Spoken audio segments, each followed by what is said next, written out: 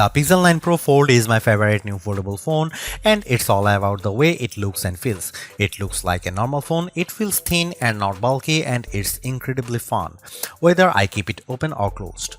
The AI features are powerful, maybe even too powerful, and the huge inner screen is the best canvas for the Pixel Studio image generator or the reimagined photo editing.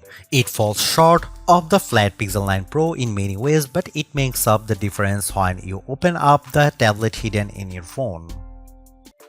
The Google Pixel 9 Pro Fold costs $1,799 and I wouldn't expect the price to drop precipitously the way the price of the original Pixel Fold did. That phone was a disappointment and Google was motivated to sell it cheaper. You can no longer buy the Pixel Fold, which is highly unusual these days. The old phone generally sticks around to be the cheaper model, but the Pixel Fold is gone and good riddance. Google's new foldables feels so much more advanced than its last one that I can't imagine its price will come down quickly. The materials feel very premium.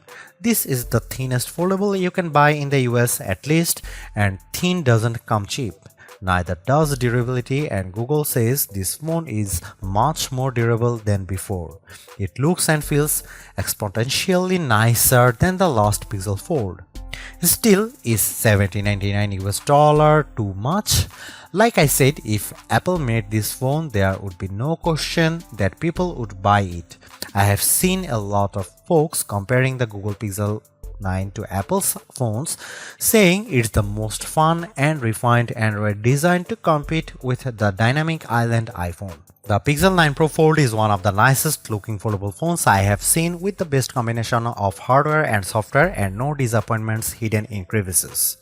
If you bought a Google Pixel 9 for $1,799 and an iPad mini 2021 for $499 and the only thing you would lose is the ability to keep both in your pocket at the same time, the Pixel 9 Pro Fold might be the best foldable phone I have used. It's definitely the best design. I am still not sure it justifies the high price.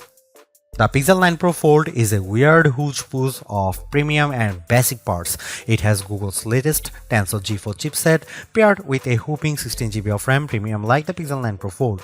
The outer display, though, is basic as the Pixel 9 and it can't match the brightness or the LTPO versatility of the Pixel 9 Pro's panel.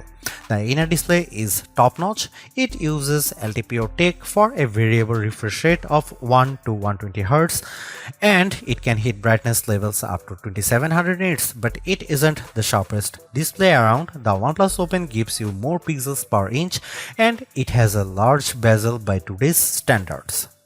The cameras offer some impressive specs like 5x optical zoom lens that makes a big difference whether you are shooting photos or recording video.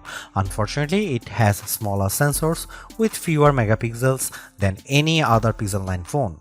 Between the Tensor G4 and all the RAM, the Pixel 9 Pro Fold chugs along nicely.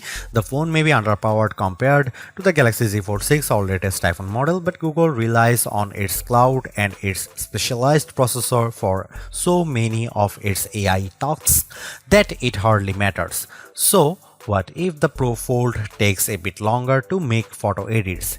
It's making magic.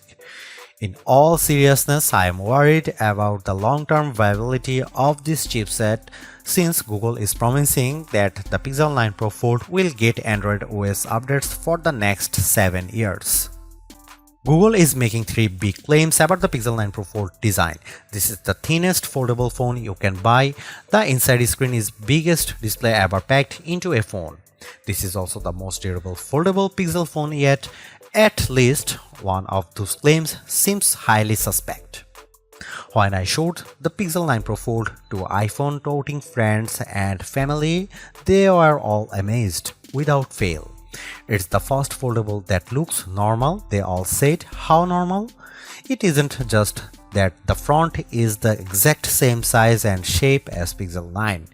Being thin helps a lot. The Pixel 9 Pro Fold is so thin that it's less bulky than my iPhone 15 Pro Max if I keep the iPhone in a case. On the other hand, the big cover display means the Pixel 9 Pro Fold has the biggest inner display on any foldable phone, even bigger than the Honor Magic V3 that I can't buy. It has a noticeable bezel, but it isn't thick or silly looking, like the pool deck surrounding the original Pixel Fold. The crease on the inner screen is still a crease, just as with every foldable phone I have seen. The crease gets less noticeable with every new foldables, but it's still there. What can you do? The Pro Fold does have the nicest hinge I have seen, with the fewest bits poking through the mechanism. One of the cool things about the Pixel 9 lineup is the most affordable model has the same cameras as the Pro model. The Pixel 9 has the same 50 megapixel main camera and 48 megapixel ultra wide as the Pixel 9 Pro and Pixel 9 Pro XL. Unfortunately, the Pixel 9 Pro Fold wasn't invited to the party.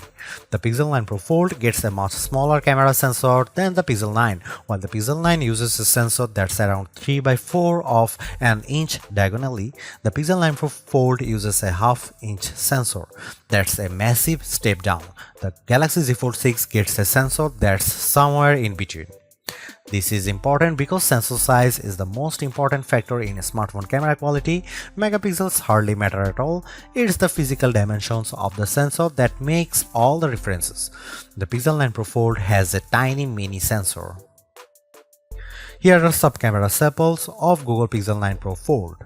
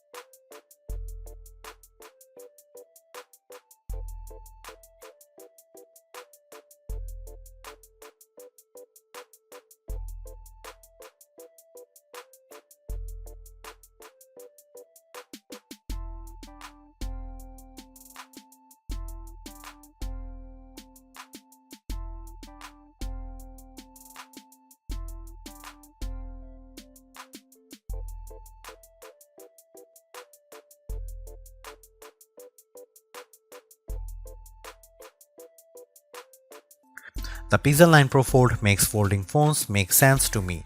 It's more like a normal phone than ever, but it's also not completely like using a normal phone. By opting for a phone that folds, you are still making trade-offs. Particularly in the camera hardware, the phone's long-term durability is also an unknown.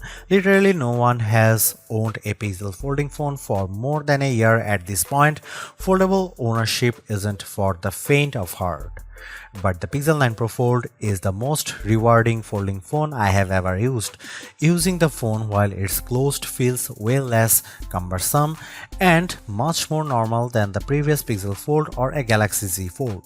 That makes using the big inner screen feel that much more rewarding. I don't feel like I am putting up with a bulky phone the rest of the time to get the experience. This foldable comes with its trade-offs, the downgraded camera hardware, durability concerns, and oh yeah, the $1800 it costs. But I think Google made the right trade-offs here to optimize the inner screen experience. It's an experience that I'll miss when I switch back to the next slab style phone that I test on that foldable fans, and foldable curious will find very rewarding too, because goddamn, this is a nice phone.